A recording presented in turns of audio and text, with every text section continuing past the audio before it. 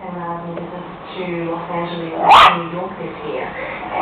Purely through social media, and help businesses find other ways to promote their services. Dr. Harris runs the club and says those who embrace social media will succeed. You don't need to spend those huge dollars on advertising anymore. Sites such as Facebook and Twitter can create a buzz traditional methods can't deliver. The people I've connected with has absolutely blown me away. Huge big orders and meetings that, really massive crowds. So I'm feeling pretty fortunate about it. Social network works best when coupled with a strong online presence. The virtual world is getting real results. It's a really exciting place for businesses to connect and establish a really solid relationship with their clients.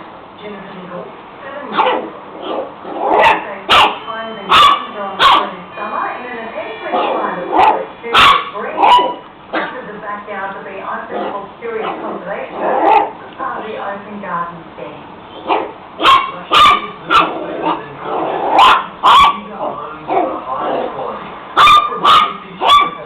And many others across Queensland throw open doors for the public. It's great for everyone to see the houses. It's good. Obviously, everyone's wandering around and looking at the gardens, they're looking at houses as well. While many just come in for a sticky beak or a cheeky dip in the pool, these places offer inspiration. So many people say, I can use that idea in my place, or we're getting ideas, and that's what it's all about. Places like these are well out of reach for most of us, but there are ways to cheaply transform the mundane into the magnificent. You don't have to have $1 million mansion, it can be